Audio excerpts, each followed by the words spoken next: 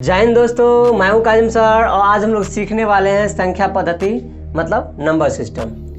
दोस्तों ये टॉपिक्स आप लोगों के लिए बहुत ही इंपॉर्टेंट होने वाला है यदि आप कोई भी कॉम्पिटिटिव एग्जाम्स का तैयारी कर रहे हो तो ठीक है, चाहे वो बैंकिंग हो, एसएससी हो, रेलवे हो, जितने भी कॉम्पिटिशन एग्जाम्स हैं इन सारे एग्जाम्स के लिए ये टॉपिक्स बहुत ही इंपॉर्टेंट है, क्योंकि है ना कोई एग्जाम्स में जो है इससे रिलेटेड क्वेश्चन चाहे ये डायरेक्टली हो या इनडायरेक्टली हो, इसका जो फंडामेंटल है सारा चीज़ इस्तेमाल होता ही रहता है। तो इसीलिए बहुत ही जरूरी है ये पढ़ना, क्योंकि अगर ये नहीं पढ़ते हैं तो मैथ्स के और सारे टॉपिक्स हमारा कमज़ोर हो जाएगा। तो ये समझना बहुत ज़रूरी है, ठीक है। इसीलिए बहुत ही इंपॉर्टेंट है दोस्तों।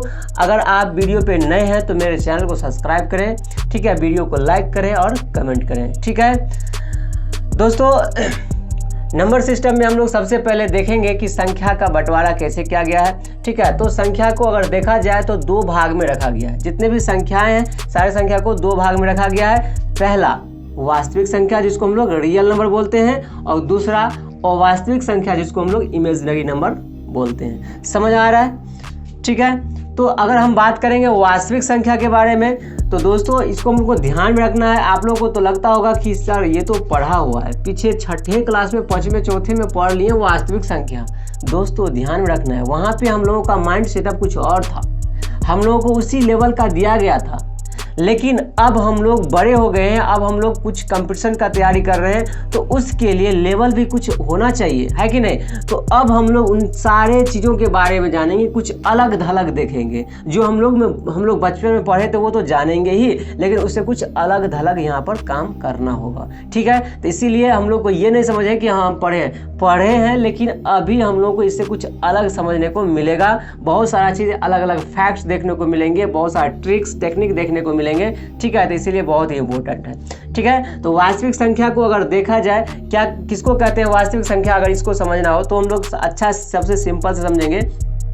वैसे बुक में जो लिखा है ना कि जितने भी परिमेय और अपरिमेय संख्या के समूह होते हैं ना उसको वास्तविक संख्या कहते हैं, ठीक है, वो सही है। बट दोस्तों यहाँ पर हमको कुछ अलग ढंग से सीखेंगे कि जैसे अगर हम बात करते हैं कि ये एक नंबर लाइन है, ये एक नंबर लाइन है। नंबर लाइन जानते होंगे आप लोग, ठीक है, ये नंबर लाइन है और इस लाइन पर माइनस इन्फिनिटी मतलब माइनस अनंत, और ये हुआ प्लस इन्फिनिटी मतलब प्लस अनंत, है ना। इस नंबर लाइन पर जितने भी संख्याएं हैं, इस नंबर लाइन पर जितने भी संख्याएं हैं सारा संख्या वास्तविक संख्या कहलाएगा। क्या समझ में आ रहा है, ठीक है। हम लोग को ध्यान में रखना है कि ये माइनस इन्फिनिटी से प्लस इन्फिनिटी के बीच में जितने भी संख्याएं हैं, जितने भी इसी में तो सब आ जाता है, इसी में परिमेय अपरिमेय पूर्णांक जितने भी है सब आ जाता है, ठीक है। तो ये सब क्या कहलाएगा, वास्तविक संख्या कहलाएगा। क्या समझ में आ रहा है, बीच में जीरो भी होगा, इधर पॉजिटिव होगा, इधर नेगेटिव होगा, वो बात अलग है, लेकिन इस पे जितने भी नंबर्स हैं सब क्या कहलाएगा, वास्तविक संख्या मतलब रियल नंबर कहलाएगा। क्या समझ में आ गया, ठीक है। आगे बढ़ते हैं। कितना को लगा कि ये माइनस इन्फिनिटी क्या होता है, तो दोस्तों मैं आपको बता दूं कि माइनस इन्फिनिटी भी एक संख्या है। ये भी क्या है, ये भी एक संख्या है जो कि छोटा से भी छोटा है। कोई कहेगा माइनस इन्फिनिटी होता क्या है, तो ये कहेंगे ये एक ऐसा संख्या है जो छोटा से भी छोटा है। कोई कहेगा हम इतना छोटा है, दिखेगा और छोटा है हम। कोई कहेगा हम बहुत छोटा, तो उससे भी हम छोटे हैं। समझ में आ रहा है, ये छोटा से भी छोटा है। ये भी अगर पॉजिटिव इन्फिनिटी कोई कह रहा है क्या होता है, तो कहेंगे ये एक ऐसा संख्या है जो बड़ा से बड़ा है। क्या है, बड़ा से बड़ा है, क्योंकि अगर कोई संख्या कहता है कि हम इतना बड़े हैं तो ये कहेगा हम उससे भी बड़े हैं। समझ में आ रहा है, तो ये अनंत, इसका अंत नहीं है, ये बड़ा से भी बड़ा है। समझ में आ रहा है, तो ये अनंत हो गया। समझ में आ गया ना। तो इस तरह से हम लोग इसको डिफाइन करेंगे, फिर इसको कैटेगराइज करेंगे, इसके प्रकार देखेंगे, हम सारा चीज़ देखेंगे। फिलहाल ये समझ में आ गया। अब जानते हैं कि अवास्तविक संख्या क्या होती है, ठीक है। तो अवास्तविक संख्या को समझने के लिए हम लोग सबसे अच्छा से समझेंगे कि अवास्तविक संख्या क्या होती है, इमेजिनरी नंबर। तो ये होता है square root of negative number, ठीक है। मतलब ये कि ऋणात्मक संख्याओं का रूट, है ना, किसका, तो ऋणात्मक संख्याओं का रूट क्या होता है, ये इमेजिनरी नंबर होता है। जैसे बोलेंगे -5 का रूट, ठीक है। जैसे बोलेंगे -7 का रूट, जैसे बोलेंगे -3 का रूट, ये सब क्या है, ये सब है अवास्तविक संख्या है जिसको इमेजिनरी नंबर कहते हैं। समझ में आ रहा है। इसी चीज को हम लोग ऐसे भी लिख सकते हैं कि √5 गुने -1 का रूट, इसको ऐसे भी लिखा जा सकता है ना। यहीं पर ये जो -1 का रूट है इसी को हम लोग आयोटा बोलते हैं। क्या बोलते हैं, आयोटा, जिसको आई से दिखाते हैं। और इसी चीज को अगर सिंप्लीफाई किया जाए तो यही बन जाता है √5i। क्या बन जाता है दोस्तों, √5i। समझ में आ गया। इसी तरीके से इसको अगर लिखा जाए तो इसको लिखेंगे √7i, इसको लिखेंगे √3i। समझ में आ रहा है। इसको आई को बोलते हैं आयोटा, ठीक है। बाकी इसके बारे में और सारा डिस्कशन हम लोग जब कॉम्प्लेक्स नंबर स्टडी करेंगे तो वहाँ पे बहुत ही डिटेल्स में सीखेंगे, सारा चीज़ सीखेंगे। फिलहाल अभी हम इतना रहने देते हैं, ठीक है। और अब वास्तविक संख्या का जो प्रकार होंगे इसके बारे में हम लोग डिस्कशन करेंगे। तो दोस्तों ध्यान में रखना है कि वास्तविक संख्या को 2 भाग में रखा गया है। पहला अगर देखा जाए तो इसका एक पहला होता है पूर्णांक। अगर देखेंगे तो इसको 2 भाग में रखते हैं हम लोग, इसको 2 भाग में रखते हैं। एक होता है पूर्णांक, एक होता है पूर्णांक, एक होता है पूर्णांक, जिसको हम लोग क्या बोलते हैं, इंटीजर्स, ठीक है। क्या बोलते हैं, इंटीजर्स, ठीक है। दूसरा क्या होता है दोस्तों, दूसरा होता है भिन्न या दशमलव या फ्रैक्शन, जो बोले भिन्न संख्या। क्या होता है ना, भिन्न संख्या, या इसी को दशमलव संख्या बोलेंगे, दशमलव, ठीक है, दशमलव संख्या बोलेंगे, जिसको हम लोग फ्रैक्शन बोलते हैं, है ना, फ्रैक्शन बोले, या फिर नहीं तो इसको डेसिमल बोले, ठीक है, फ्रैक्शन बोले या डेसिमल बोलेंगे, ठीक है। समझ में आ रहा है। तो इस तरह से हम लोग इसको ध्यान में रखेंगे, ठीक है। ये पूर्णांक, अब ये पूर्णांक के बारे में देखेंगे हम लोग, इसको होता क्या है, ठीक है। पूर्णांक को डिनोट कैसे करते हैं, किससे सूचित करते हैं, सारा चीज को डिस्कशन करते हैं, ठीक है। तो अब देखते हैं पूर्णांक के बारे में, जानते हैं, सबको कैटेगराइज अलग अलग करेंगे, ठीक है। तो दोस्तों चलते अब हम लोग पूर्णांक को जानने के लिए, ठीक है। तो यहाँ पे मैंने हेडिंग डाल दिया है पूर्णांक इंटीजर्स, ठीक है। अब पूर्णांक क्या होता है दोस्तों, तो इस चीज को समझना है। तो आप लोग को ध्यान में ये रखना है कि -∞ प्लस ∞ के बीच में देखिए ये सारे संख्या फ्रैक्शन को छोड़ करके आप ऐसे ध्यान रखोगे कि 0 से 1 2 3 4 5 डॉट डॉट प्लस ∞, अब माइनस में -1 -2 -3 -4 डॉट डॉट माइनस ∞, ये सब क्या कहलाएगा, ये सब पूर्णांक कहलाएगा। समझ में आ रहा है, ये सब क्या कहलाएगा, पूर्णांक।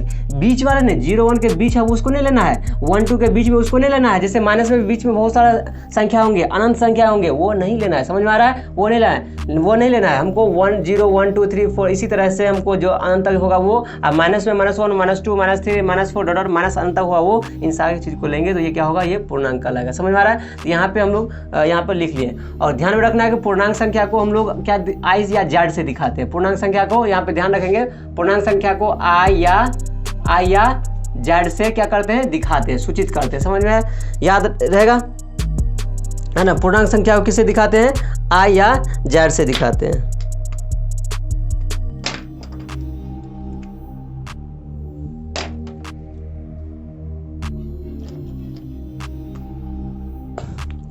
ठीक है, इसको ध्यान में रखना है कि पूर्णांक संख्या को किससे दिखाते हैं, आई या जेड से सूचित किया जाता है, इसको ध्यान में रखना है, ठीक ना।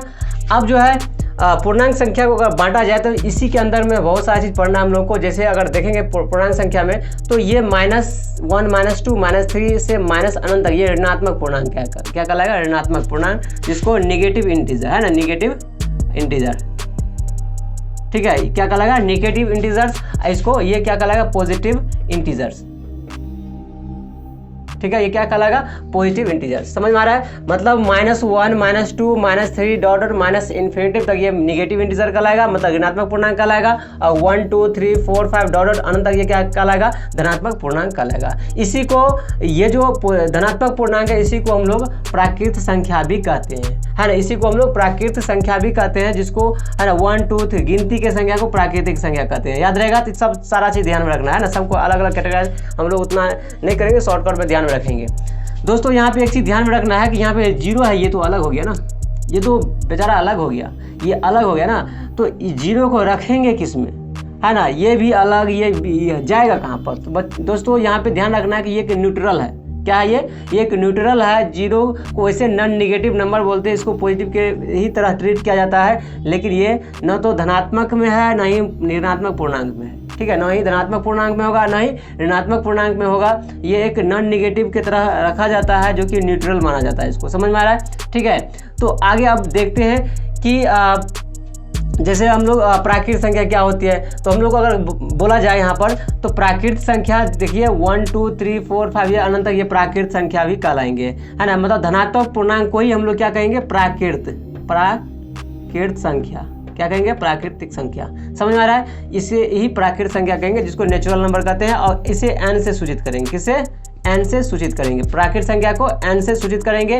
और एक चीज़ और, यहाँ पर ऋणात्मक पूर्णांक को हम लोग जो है i माइनस या z माइनस, ठीक है, इसको i माइनस या z माइनस से सूचित करेंगे, ठीक है। और धनात्मक पूर्णांक को हम यहाँ पर लिख देते हैं, यहाँ पर लिख देते हैं कि इसको i प्लस या z प्लस से सूचित करेंगे, समझ में आ रहा है। और प्राकृत संख्या को n से सूचित करेंगे। दोस्तों ध्यान में रखना है कि अगर इसी प्राकृत संख्या मतलब धनात्मक पूर्णांक को 0 के साथ ऐड कर दिया जाए, ठीक है, इसको 0 के साथ ऐड कर दिया जाए तो ये क्या कहलाएगा, तो ध्यान में रखना है 0 और प्राकृत संख्या को जोड़ दिया, मिला दिया जाए तो ये बन जाएगा पूर्ण संख्या। क्या बन जाएगा, पूर्ण संख्या। क्या बन जाएगा, पूर्ण संख्या, जिसको होल नंबर बोलते हैं, ठीक, क्या, होल नंबर बोलते हैं, ठीक है, जिसको होल नंबर बोलते हैं। और इसको W से सूचित किया जाता है, किससे, W से सूचित किया जाता है। इस चीज़ को भी ध्यान में रखना है। पूर्ण संख्या को होल नंबर बोलते हैं, जिसको W से सूचित करते हैं हम लोग। याद रहेगा, बिल्कुल याद रहेगा, ध्यान में रखना है। फिर से एक बार हम रिपीट करवा देते हैं कि इंटीजर्स में हम लोग देखेंगे तो वो क्या होता है कि 0 1 2 3 4 5 अनंत तक प्लस में -1 -2 -3 ये अनंत तक ये सब क्या कहलाएगा, इंटीजर्स कहलाएगा, और मतलब पूर्णांक संख्या कहलाएगा। और -1 -2 इधर वाला जो है ये क्या कहलाएगा, नेगेटिव नंबर है, ये मतलब ऋणात्मक पूर्णांक है। और 1 2 3 4 5 डॉट अनंत तक ये धनात्मक पूर्णांक कहलाएगा, ठीक है दोस्तों। और हम लोग को एक चीज़ ध्यान में ये रखना है कि ये जो धनात्मक पूर्णांक है इसी को हम लोग क्या कहेंगे, प्राकृत संख्या कहेंगे, इसी को क्या कहेंगे, प्राकृत संख्या भी कहेंगे। और अगर 0 इसमें ऐड कर देते हैं तो क्या कहलाएगा, ये पूर्ण संख्या कहलाएगा, जिसको हम होल नंबर कहते हैं, और इसको W से सूचित किया जाता है। समझ में आ गया, है ना। नेगेटिव इंटीजर मतलब ऋणात्मक पूर्णांक को i या z माइनस से सूचित करते हैं, और इसको धनात्मक को i प्लस या z प्लस से सूचित करते हैं। याद रहेगा, ठीक है। एक चीज़ दोस्तों ये भी ध्यान में रखना है कि ये जो नंबर है, नंबर लाइन में अगर आप बायां से दायां जाओगे, अगर आप बायां से दायां जाओगे, अर्थात ये कि -इन्फिनिटिव से +इन्फिनिटिव की तरफ जाओगे तो क्या होगा, वैल्यू बढ़ता जाएगा। क्या होगा, वैल्यू बढ़ता जाएगा, मतलब है ना, बायां से दायां जाने से है ना संख्या बढ़ता है। क्या होता है, संख्या बढ़ता है। जैसे आप बोलेंगे -1 -2 से -1 बड़ा होते हैं, -1 से 0 बड़े होते हैं, 1 से 2 बड़े होते हैं ना, मतलब है ना, इस साइड से इस साइड जाएंगे तो क्या होगा, है ना, बढ़ता जाएगा। क्या होगा, बढ़ता जाएगा। और इसके उल्टा इधर आएंगे तो ये क्या होगा, घटता जाएगा, संख्या क्या होगा, घटता जाएगा। समझ में आ रहा है, ध्यान में रखना है, ठीक है। तो ये सारे था इसमें। और दोस्तों ये भी ध्यान में रखना है कि इसी में हम लोग देखेंगे, है ना, सारा चीज़, जैसे सम संख्या, विषम संख्या, है ना, जैसे भाज्य संख्या, अभाज्य संख्या, सारा चीज़ हम इसी में देखेंगे, ठीक है। तो अब हम उन सारी चीज़ों पे भी डिस्कशन करेंगे, क्योंकि अभी हम लोग इंटीजर्स देखे, अब हम लोग थोड़ा फ्रैक्शन देखेंगे, फिर उन सारी चीज़ पे भी हम लोग डिस्कशन करेंगे, ठीक है दोस्तों। अब हम बात करते हैं भिन्न संख्या, मतलब दशमलव संख्या, उसी को फ्रैक्शन या डेसिमल भी बोलते हैं, ठीक है।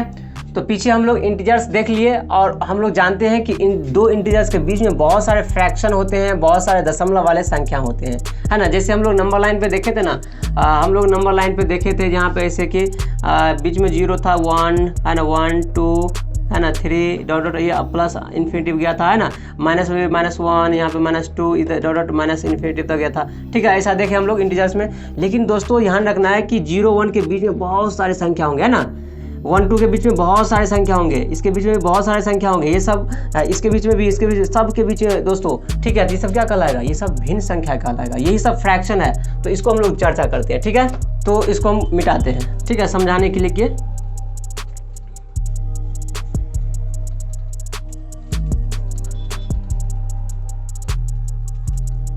तो समझ में आ गया।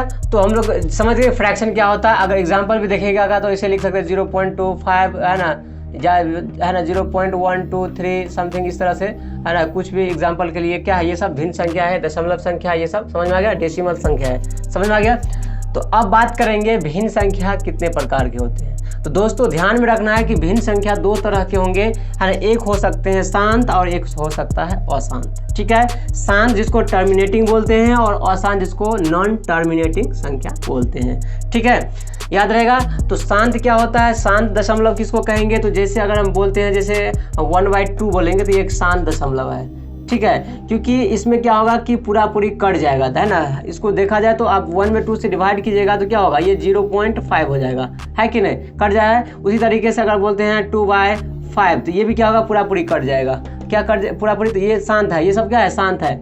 इसको जैसे हम इसको क्या लिख सकते हैं, इसको लिख सकते हैं 0.4, ठीक है, लिख सकते हैं। तो इस तरह से ये सब क्या है, ये सब शांत है, ये सब शांत दशमलव है, समझ में आ रहा है। ये टर्मिनेटिंग नंबर्स हैं। अब अशांत का बात करेंगे तो ये नॉन टर्मिनेटिंग है, ठीक है, ये क्या है, नॉन टर्मिनेटिंग। जैसे बात करेंगे कि जैसे 1/5 बोलेंगे, सॉरी 1/5 नहीं, ये तो कट जाएगा, ये तो शांत हो जाएगा। जैसे हम बोलेंगे 1/3, ठीक है, 1/3 आप देखिएगा तो क्या आएगा, 0.3333 ये आएगा, ये क्या है, ये अशांत है, ठीक है। उसी तरीके से अगर हम बात करेंगे 1/1 अगर बात करेंगे 7 तो ये भी क्या है, ये भी एक अशांत है, समझ में आ रहा है। ये एक अशांत है, नॉन टर्मिनेटिंग डेसिमल है, ये समझ में आ रहा है। इसी तरीके से बहुत सारे अगर 0.2525 है ना, या मान लो 0.2120 इस तरह से कुछ भी संख्या ले रहे हैं, ये भी क्या है, ये भी एक अशांत है, ठीक है, समझ में आ रहा है ना। तो ये सब ध्यान में रखेंगे। तो ये एक शांत हो गया, ये एक अशांत हो गया, समझ में आ गया। शांत और अशांत में कन्फ्यूजन दूर हो गया होगा आप लोगों को, ठीक है, तो समझ में आ गया। अब हम लोग बात करेंगे है ना इसके टाइप्स में। तो शांत तो ये खत्म हो गया, हम लोग बात करेंगे अशांत। अशांत का भी है ना टाइप्स होते हैं, ठीक है दोस्तों, इसका भी हम लोग टाइप्स देखेंगे, ठीक। तो हम लोग ध्यान में रखेंगे अशांत है ना जो होते हैं वो दो तरह के होते हैं, ठीक है। यहाँ पे हम लोग इसको कैटेगराइज कर लेते हैं, ठीक है, ठीक है। अशांत को हम लोग दो तरह से कैटेगराइज कर सकते हैं, एक होता है आवर्ती, होता है अनावर्ती, ठीक है। एक होता है अशांत आवर्ती, है ना, इसको ऐसे लिख सकते हैं, अशांत है, ये क्या है, अशांत है, उसी का आवर्ती, है ना, आवर्ती, ठीक है, आवर्ती, ठीक है, आवर्ती जिसको हम लोग रेकरिंग, ठीक है। और एक होता है अनावर्ती, ठीक है, अनावर्ती, ठीक है, जिसको हम नॉन रेकरिंग बोलेंगे, ठीक है, नॉन रेकरिंग, थोड़ा जगह नहीं है, ठीक है, नॉन रेकरिंग, याद रहेगा। ये आवर्ती जिसको रेकरिंग बोलेंगे, एक होता है अनावर्ती जिसको नॉन रेकरिंग बोलते हैं हम लोग, याद रहेगा क्या दोस्तों। तो आगे बढ़ते हैं हम लोग। एक चीज़ भी ध्यान में रखना है कि रिपीटिंग को हम लोग क्या बोलते हैं, सॉरी रेकरिंग को हम लोग रिपीटिंग भी बोलते हैं, रेकरिंग को रिपीटिंग बोलते हैं, इसको ये भी याद रखेंगे, है ना, रिपीटिंग, REPATING, रिपीटिंग, ठीक है। इसको नॉन रिपीटिंग, इसको नॉन रिपीटिंग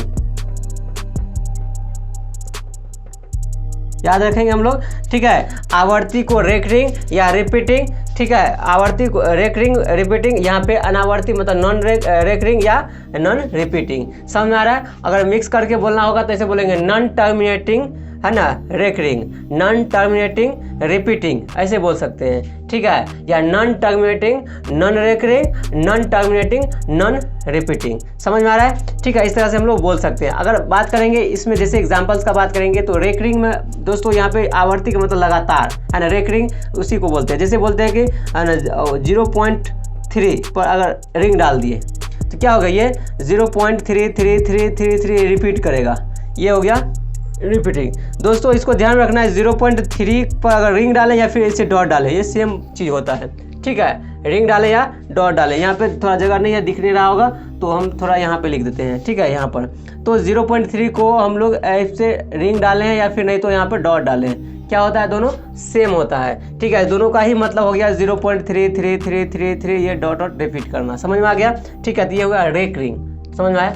अनावर्ती ये नॉन रेकरिंग, मतलब इसमें जैसे कोई भी जैसे एग्जांपल के लेते हैं, जैसे बोलते हैं कि 0.120120001 है ना 5 समथिंग कुछ ऐसे अगर लेते हैं तो ये सब क्या होगा, ये नॉन रिपीटिंग, ये रिपीट नहीं कर रहा है, ये नॉन रिपीटिंग है, देख सकते हैं आप, ये अनावर्ती है, ये आवर्ती नहीं है, ये आपको एक है ना एक रूल्स से या फिर एक कोई रूल्स ये जो है ना बार बार रिपीट नहीं हो रहा है ऐसा, है ना। तो जैसे अगर पाई का भी वैल्यू की बात करेंगे, वो जैसे अपरिमेय, इसी में अपरिमेय, इसी को अपरिमेय भी बोलते हैं, ठीक है।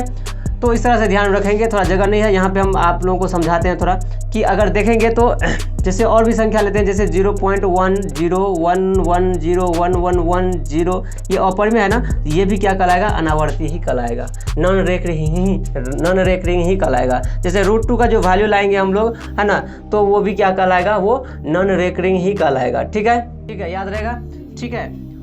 जैसे पाई हो गया, ये सब इसका जो वैल्यू हुआ, ये सब क्या है, ये सब भी नॉन रिपीटिंग है, ये नॉन रेकरिंग है, समझ में आ गया, ठीक है। और बच्चों और दोस्तों यहाँ पे ये भी ध्यान में रखना है कि ये क्या है, ये एक अपरिमेय ही संख्या होता है, ये क्या कहलाता है, ये भी अपरिमेय संख्या कहलाता है ना दोस्तों। ये ध्यान में रखना है कि इसे ही अपरिमेय संख्या कहते हैं दोस्तों, ठीक है। और अगर इधर जितने भी संख्या दिखा आपको, ये सिर्फ छोड़ करके जितने भी संख्या इधर दिखा, बस इमेजिनरी नंबर छोड़ करके वहाँ पर, ये सब क्या हो गया, ये सब परिमेय संख्या था, सब परिमेय संख्या था, ध्यान में रहेगा, सब परिमेय संख्या था, ये सब परिमेय है, ये भी परिमेय होगा, ये भी परिमेय होगा, ठीक है ना। यहाँ पे इसका पार्ट में ये जो है ना, ये भी परिमेय है, लेकिन ये वाला पार्ट सिर्फ छोड़ देंगे, है ना, ये वाला पार्ट ये एक अपरिमेय है, बाकी सब क्या होगा, परिमेय होगा, ठीक है। ये भी परिमेय, ये भी परिमेय, ये भी परिमेय, बाकी ये अपरिमेय, समझ में आ रहा है, इसी को ध्यान में रखना है। अब इसका कुछ फंडामेंटल चीज़ सब जो है हम लोग वो सारा चीज़ देखेंगे,